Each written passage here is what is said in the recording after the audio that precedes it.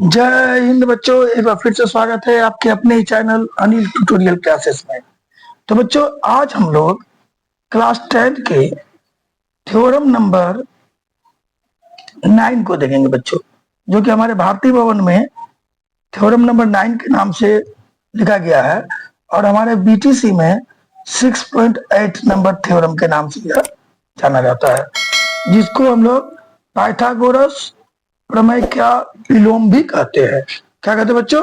Pythagoras प्रमेय का विलोम, जिसमें क्या कहा जाता है, देखिए पाइथागोरस ट्रिक क्या है कि अगर कोई त्रिभुज समकोण है, मान लीजिए ये एबीसी एक समकोण त्रिभुज है जिसका एंगल बी 90 है, तो ये सामने वाला कर्ण होगा।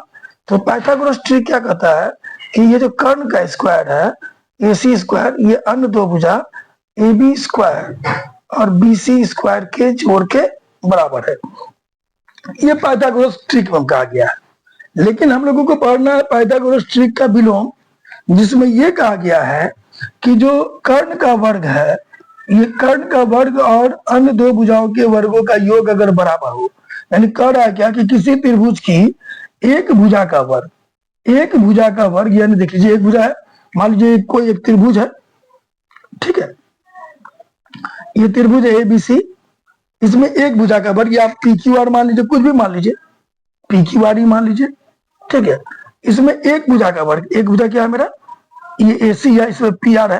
अगर हम इसमें लेते तो ए सी स्क्वायर बराबर ए बी स्क्वायर जोड़ बी सी स्क्वायर है, या इसमें ले लें हम लोग पी आर स्क्वायर बराबर पी क्यू स्क्वायर जोड़ क्यू आर स्क्वायर है। अगर ये कंडीशन कि कोई एक भुजा का स्क्वायर यानी वर्ग अन्य दो भुजाओं के स्क्वायर यानी वर्ग के बराबर है, तो वह त्रिभुज क्या होगा बच्चों? समकोण होगा। यानी अगर इसका एक भुजा का वर्ग, बोलने का मतलब क्या हो गया, जो ये भुजा है या ये भुजा है, इसका वर्ग अन्य दो भुजाओं के वर्गों के योग के बराबर अगर होता है तो ये त्रिभुज क्या होगा बच्चों? समकोण होगा। ये हमको सिद्ध करना है, यानी एंगल बी या 90 हो सकता है या एंगल क्यू 90 हो सकता है, हमको ये सिद्ध करना है। ठीक है बच्चों, समझ आ गया आप लोगों को? तो ये हम लोगों को सिद्ध करना है और इसी को हम लोग कहते हैं पाइथागोरस का विलोम। ठीक है बच्चों, तो चलिए हम लोग जिस चीज को हम अभी करके बताए हैं उसको हम लिख देते हैं और इस डायग्राम को थोड़ा ऊपर खिसका देते हैं ताकि हम लोगों को पूरा जगह मिल जाए। क्वेश्चन नोट कर लीजिए, ठीक है, जो मैंने बताया है थोड़ा ऊपर खिसका दिया ताकि हम लोगों को स्पेस मिल जाए बच्चों। ठीक है, अब मैं लिख देता हूं हमने क्या कहा है।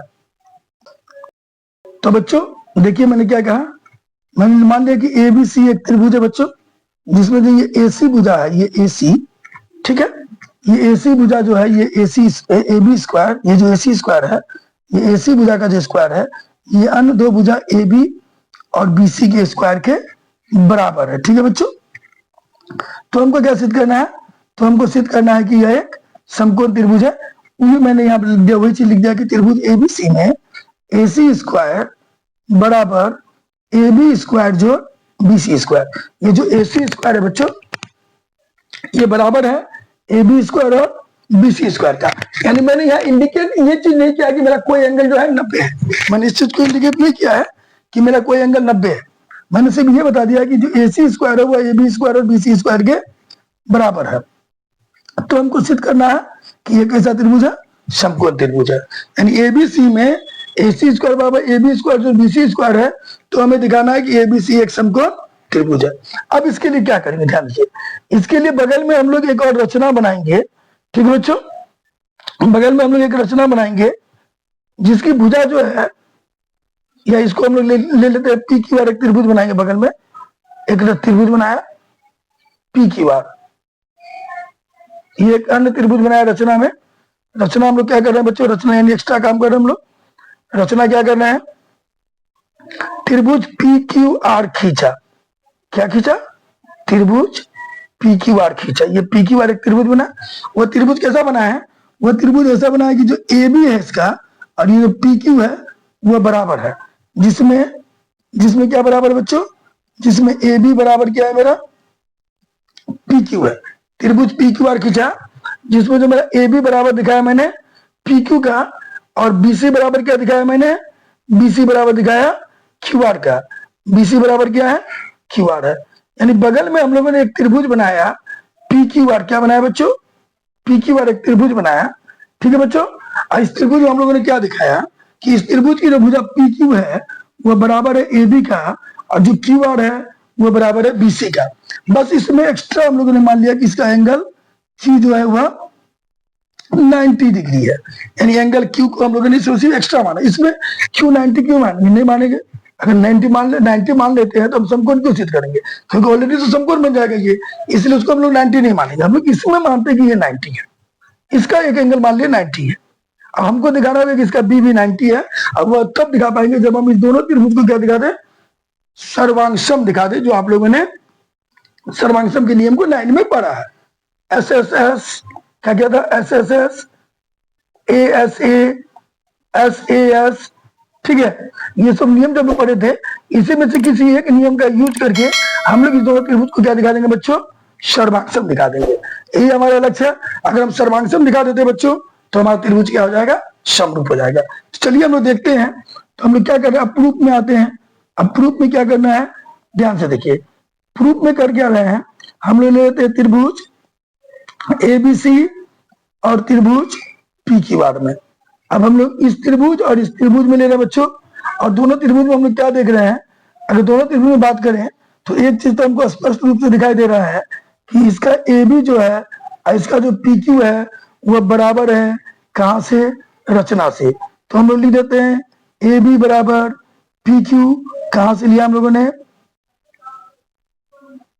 नहीं इसको मत करिए बच्चों, पहले इसको मत करिए, सॉरी, तो हम पीछे आ जाते हैं, इस तरह नहीं बना रहे हैं तो दूसरे टाइप से बनाते हैं। चलिए ये थोड़ा लंबा हो जाएगा, तो चलिए हम लोग पहले देखते हैं। यहाँ पर स्पष्ट क्लियर है कि त्रिभुज पी क्यू आर एक समकोण त्रिभुज है बच्चों। त्रिभुज पी क्यू आर क्या है, एक समकोण त्रिभुज है, ठीक है। ये हम लोग जानेंगे त्रिभुज पी क्यू आर क्या है। ये जो पी क्यू आर है हमारा, पी क्यू आर क्या त्रिभुज है बच्चों, पी क्यू आर हमारा समकोण त्रिभुज है। हम देख रहे हैं, अब समकोण त्रिभुज है तो पी आर क्या है, कर्ण है। पी आर क्या है बच्चों, कर्ण है।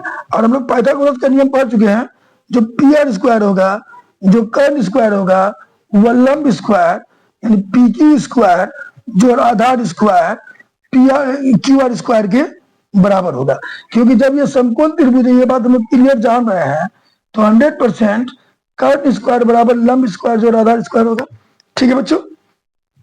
अब रचना में देखिए, पी आर स्क्वायर बराबर, रचना में हम लोगों ने क्या लिया है, रचना में लिया पी क्यू बराबर ए बी। तो ये जो पी क्यू है इसको हम लोग लिख सकते हैं ए बी स्क्वायर, क्योंकि पी क्यू बराबर ए बी रचना में माने हुए हैं, और क्यू आर बराबर रचना में हम लोगों ने क्या माना है, बी सी माना है। तो क्यू आर को लिख दिया हम लोग बी सी स्क्वायर। क्लियर बच्चों, यहाँ क्लियर हो गया। ये कहां से आ गया, तो हम लोगों ने लिखा रचना से। कहां से किया, ये कहा रचना से। देख लीजिए रचना में क्या हुआ कि ए बी मेरा पी क्यू के बराबर है, तो पी क्यू को हम लोगों ने ए बी, और बी सी मेरा क्यू आर के बराबर है, तो बी सी को हम लोगों ने क्यू आर के जगह बी सी लिख दिया। अब अगर हम लोग गौर करें, हमारा हो गया पी आर स्क्वायर बराबर क्या आ गया, पी आर स्क्वायर बराबर आ गया ए बी स्क्वायर जो बी सी स्क्वायर, ठीक है बच्चों। लेकिन ए बी स्क्वायर जो बी सी स्क्वायर बराबर क्या दिया हुआ, यहाँ गौर करिए, यहाँ पर दिया हुआ है ना ए बी स्क्वायर जो बी सी स्क्वायर बराबर क्या दिया बच्चों, ए सी स्क्वायर, ठीक है। तो इस ए बी स्क्वायर जो बी सी स्क्वायर की जगह में, ये जो ए बी स्क्वायर जो बी सी स्क्वायर है, इसके जगह में ए सी स्क्वायर का यूज हम लोग इजीली कर सकते हैं। तो हम लोग लिख सकते हैं पी आर स्क्वायर बराबर ए बी स्क्वायर जो बी सी स्क्वायर का मान क्या लिख सकते हैं, यहां से हम लोग ए सी स्क्वायर। अब कोई पूछे कहां से है, तो हम लोग लिख देंगे ब्रैकेट में, दिया हुआ है ए बी स्क्वायर जो दिया हुआ है, ये चीज लिख दीजिए, ये वाला लाइन क्या दिया हुआ है, ए सी स्क्वायर बराबर ए बी स्क्वायर जो बी सी स्क्वायर लिख दिया हम लोगों ने। अब ध्यान दीजिए, दोनों में स्क्वायर है बच्चों, दोनों में स्क्वायर है, तो स्क्वायर तो दोनों तरफ से हटा ही सकते हैं। जब पी आर स्क्वायर मान लीजिए एक्स स्क्वायर बराबर वाई स्क्वायर है, तो आप इसका इधर से अगर स्क्वायर हटाइएगा तो इधर वाई स्क्वायर का रूट चलेगा, स्क्वायर हटाएंगे तो इधर रूट चलेगा, तो एक्स बराबर वाई स्क्वायर का रूट वाई हो जाएगा, हुआ ना बच्चों। तो हम लोग डायरेक्ट क्या करते हैं, अगर एक्स स्क्वायर बराबर वाई स्क्वायर है तो दोनों तरफ का स्क्वायर हट जाएगा, एक्स बराबर वाई का यूज हम लोग कर सकते हैं, ठीक है बच्चों। तो इसी चीज को अपनाते हुए हम लोग इस पे भी लिख सकते हैं, क्या लिख सकते हैं, ये जो मेरा पी आर स्क्वायर जो ए सी स्क्वायर है, दोनों तरफ स्क्वायर को कैंसिल कर दीजिए, काटना नहीं है, लेकिन लिख दीजिए ऐसे ही पी आर बराबर ए सी। तो मेरा पी आर बराबर हो गया ए सी। ये जो मेरा पी आर है बच्चों, लाइट थोड़ा टेढ़ा हो रहा था, ये जो पी आर है और ये जो ए सी है मेरा बराबर हो गया। और इसको हम लोगों ने दे दिया इक्वेशन 1। अब लेते हैं त्रिभुज ए बी सी और त्रिभुज पी क्यू आर में ले रहे हैं बच्चों, इस दोनों त्रिभुज में ले रहे हैं। क्या देख रहे हैं, ये ए बी जो है मेरा वो पी क्यू के बराबर है बच्चों, है ए बी बराबर पी क्यू। ये कहां से आ रहा है, ये देखिए रचना में है, ए बी बराबर पी क्यू, रचना से। ठीक है बच्चों, सेम देखिए बी सी बराबर मेरा क्या है, क्यू आर है। ये कहां से आ गया, ये भी आप देख सकते हैं, बी सी बराबर क्यू आर, ये भी हम लोगों ने लिखा है रचना से। तो बी सी बराबर क्यू आर कहां से आ गया बच्चों, रचना से। और देन ए सी बराबर पी आर, सॉरी ये जो मेरा ए सी है ध्यान से दिखेगा, ये जो मेरा ए सी है ये वाला ए सी और ये वाला पी आर मेरा कहां से बराबर हो रहा है, इक्वेशन 1 से। तो हम लोग लिख सकते हैं ए सी बराबर पी आर कहां से बच्चों, इक्वेशन 1 से। तो क्या देखा, ये भुजा इस भुजा के बराबर, ये भुजा इस भुजा के बराबर, ये भुजा इस भुजा के बराबर, इसका तीनों भुजा इस त्रिभुज का तीनों भुजा इस त्रिभुज के तीनों भुजा के बराबर हो गया। तो एस एस एस से त्रिभुज ए बी सी सर्वांशम हो गया त्रिभुज पी की। बात है सर्वांशम के नीचे ना बराबर का चिन्ह होता बच्चों। तो सर्वांशम होने का मतलब होता है इसका ये भुजा इसके बराबर, ये भुजा इसके बराबर, ये भुजा इसके बराबर, ये कोण इसके बराबर, ये कोण इसके बराबर और ये कोण इसके बराबर हो गया। यानी 100% क्या हो गया बच्चों, इसका मतलब हो गया कि जो इसका एंगल बी है वह एंगल क्यू के बराबर होगा। और एंगल क्यू कितना माना हम लोगों ने रचना में, सॉरी रचना में ये बात नहीं लिखी, हम लिखना था हमको त्रिभुज पी क्यू आर खींचा जिसमें ए बी बराबर पी क्यू और बी सी बराबर क्यू आर। और यह लिखना था, लिखना मिस कर गया हम लोगों का, शुरू में लिखना होगा एंगल क्यू बराबर 90 डिग्री, क्योंकि रचना में यहाँ ले लिया ना एंगल क्यू बराबर 90 डिग्री। तो एंगल बी बराबर एंगल क्यू, और एंगल क्यू का मान कितना निकाला हम लोगों ने, क्या माना हुआ है रचना में 90 डिग्री, कहां से, रचना से। यानी मेरा एंगल क्यू कितना हो गया बच्चों, 90 डिग्री हो गया। यानी ये क्लियर हो गया, सॉरी बी एंगल बी कितना हो गया, 90 डिग्री हो गया। एंगल बी क्या हो गया, 90 डिग्री। यानी त्रिभुज एबीसी का एंगल बी कितना निकला बच्चों, 90 निकला। जब किसी त्रिभुज का एंगल, कोई भी एंगल 90 होता है तो त्रिभुज कैसा होता है, समकोण होता है।